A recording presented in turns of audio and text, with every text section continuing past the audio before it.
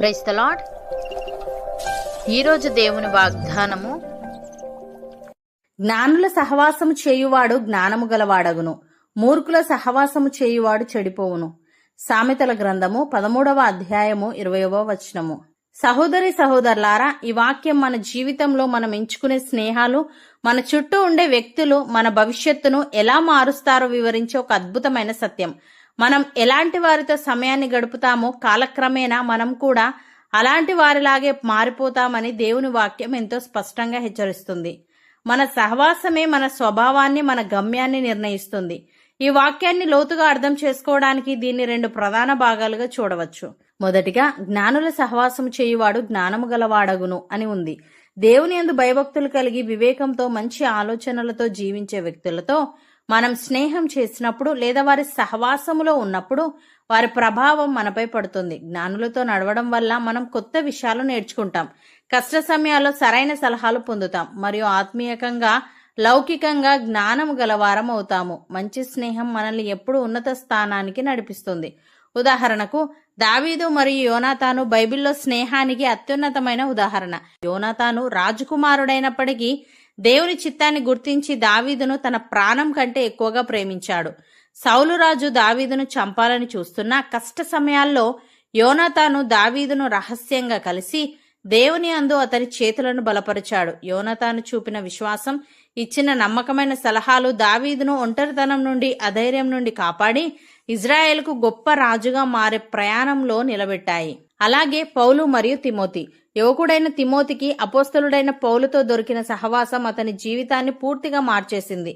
పౌలు తిమోతిని తన సొంత కుమారుడిగా భావించి ఆత్మీయ జ్ఞానాన్ని నేర్పించాడు. ఒక సాధారణ యువకుడిగా ఉన్న తిమోతి పౌలు లాంటి గొప్ప జ్ఞానితో నడవడం వల్ల దేవుని వాక్యంలో లోతైన వివేకాన్ని సంపాదించుకున్నాడు. కష్ట సమయాల్లో సంఘాలను ఎలా నడిపించాలో పౌలు రాసిన పత్రికల ద్వారా సరైన సలహాలు పొందాడు. పౌలు సహవాసం తిమోతిని ఒక గొప్ప దైవ సేవకుడిగా, సంఘ నాయకుడిగా ఉన్నత స్థానంలో నిలబెట్టింది. ప్రియులారా, మనం ఎవరితో ఎక్కువ సమయం గడుపుతామో వారి అలవాట్లు, ఆలోచనలు మరియు దైవభక్తి మనకు తెలియకుండానే మనకు అబ్బుతాయి. మంచి సహవాసం కేవలం లౌకిక విషయాల్లోనే కాకుండా దేవునితో మనకున్న సంబంధాన్ని బలపరచడంలో, ఆత్మీయంగా ఎదగడంలో సహాయపడుతుంది. లోక సంబంధమైన స్నేహితులు కష్టాలు రాగానే విడిచిపెట్టవచ్చు, కానీ వివేకము మరియు దైవభక్తి గల స్నేహితులు మనల్ని అధైర్యం నుండి కాపాడి సరైన మార్గంలో నిలబెడతారు. రెండవదిగా, మూర్ఖుల సహవాసము చేయువాడు చెడిపోవును అని ఉంది. మూర్ఖులు అంటే దేవుని వాక్యాన్ని తృణీకరిస్తూ బాధ్యత లేకుండా అబద్ధాలు మరియు తప్పుడు మార్గాలలో నడిచేవారు. అలాంటి వారితో స్నేహం చేస్తే వారు ఎంతటి వారినైనా సరే నెమ్మదిగా తమ వైపుకు లాగేసుకుంటారు. అందుకే వాక్యం చాలా కఠినంగా చెప్తోంది, మూర్ఖుల సహవాసం చేయువాడు చెడిపోవును అని. తప్పుడు అలవాట్లు సమయాన్ని వృధా చేయడం మరియు తప్పుడు నిర్ణయాల వల్ల జీవితం నాశనానికి దారితీస్తుంది. ఉదాహరణకు, సొలొమోను రాజు కుమారుడైన రెహబాము ఇజ్రాయేలుకు రాజు అయినప్పుడు ప్రజలు తమపై ఉన్న భారాన్ని కాస్త తగ్గించమని కోరారు. దీనిపై నిర్ణయం తీసుకోవడానికి రెహబాము పెద్దల సలహాను అడిగాడు. వారు మంచి సలహా ఇచ్చారు, కానీ అతడు తనతో పాటు పెరిగిన బాధ్యత లేని యవ్వనస్తుల సహవాసాన్ని కోరుకున్నాడు. ఆ యవ్వనస్తులు ప్రజలను ఇంకా కఠినంగా పాలించు అని అహంకారంతో కూడిన తప్పుడు సలహా ఇచ్చారు. రెహబాము ఆ మూర్ఖుల మాట విని దైవభీతి లేకుండా మాట్లాడాడు. ఫలితంగా ఒక రోజులోనే ఇజ్రాయేలు సామ్రాజ్యం ముక్కలైపోయింది. 10 గోత్రాలు అతని చేతిలో నుండి వెళ్లిపోయాయి. ఒక తప్పుడు సహవాసం అతని రాజ్యాన్ని నాశనం చేసింది.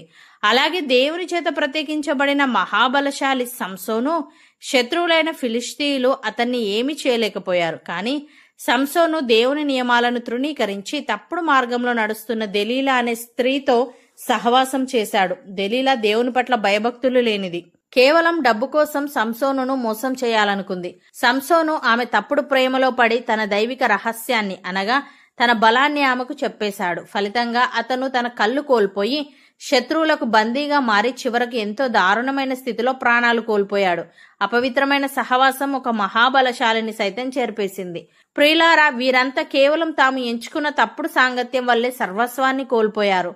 మూర్ఖుల ప్రభావం ఎంతటి వారినైనా సరే నెమ్మదిగా పాపం వైపు, నాశనం వైపు ఎలా లాగుతుందో వీరి జీవితాలు మనకు హెచ్చరికగా నిలుస్తున్నాయి. కాబట్టి మన ఆత్మీయ లౌకిక జీవితాలలో ఎదిగేందుకు దేవుని వాక్యాన్ని గౌరవిస్తూ బాధ్యతగా జీవించే వ్యక్తులను మాత్రమే స్నేహితులుగా ఎంచుకుందాం.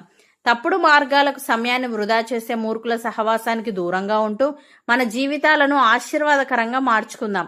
దేవుడు మీకు ఎల్లప్పుడూ జ్ఞానులైన వారి స్నేహమును, నమ్మకమైన వారి తోడును అనుగ్రహించునుగాక.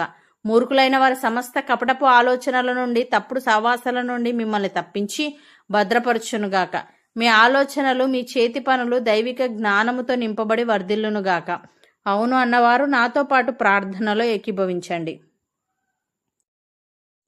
పరిశుద్ధుడా, ప్రేమగల తండ్రి, జ్ఞానుల సహవాసము చేయువాడు జ్ఞానము గలవాడగునని, మూర్ఖుల సహవాసము చేయువాడు చెడిపోవునని, మేం ఎలాంటి వారితో సమయాన్ని గడుపుతామో కాలక్రమేణా మేం కూడా అలాంటి వారిలాగే మారిపోతామని, మా సహవాసమే మా స్వభావాన్ని, మా గమ్యాన్ని నిర్ణయిస్తుందని నీవు సెలవిచ్చావు. తండ్రి నీకు స్తుతులు. దేవా, మంచి సహవాసం కేవలం లౌకిక విషయాల్లోనే కాకుండా నీతో మాకున్న బంధాన్ని బలపరచడంలో, ఆత్మీయంగా ఎదగడంలో సహాయపడుతుంది గనుక లోక సంబంధమైన స్నేహితులు కష్టాలు రాగానే విడిచిపెట్టవచ్చు, కానీ వివేకము మరియు దైవభక్తి గల స్నేహితులు మమ్మల్ని అధైర్యం నుండి కాపాడి సరైన మార్గంలో నిలబెడతారు గనుక మేము ప్రయత్నాలు చేస్తున్నప్పుడు మాకు నూతన విషయాలు నేర్పించి కష్ట సమయాల్లో నీ వైపు నడిపించే నమ్మకమైన స్నేహితులను అనుగ్రహించమని, పెద్దల సలహాలను పక్కన పెట్టి బాధ్యత లేని యవ్వనస్తుల మూర్ఖపు మాటలు విని సామ్రాజ్యాన్ని నాశనం చేసుకున్న రెహబాము వలె గాని, నీ నియమాలు మరచి దెలీలా కపటపు ప్రేమలో పడి సర్వస్వాన్ని కోల్పోయిన సంసోను వలె గాని మేము తప్పుడు మార్గాల్లో పడిపోకుండా ఉండుటకు కృపచూపమని, ఈ వాగ్దానాన్ని విశ్వసిస్తూ ప్రార్థనలో ఏకీభవిస్తున్న ప్రతి ఒక్కరి హృదయంలో నీ దైవిక జ్ఞానాన్ని ఉంచి తిమోతి వలె, దావీదు వలె వారిని నమ్మకమైన సహవాసాలలో నిలిపి వారి ఇల్లు, వారి వృత్తి నీ పరలోకపు ఆశీర్వాదములతోనూ సమృద్ధి అయిన జ్ఞానముతోనూ నింపబడినట్లు చేయమని యేసుక్రీస్తు నామమున ప్రార్థిస్తున్నాము తండ్రి. ఆమెన్.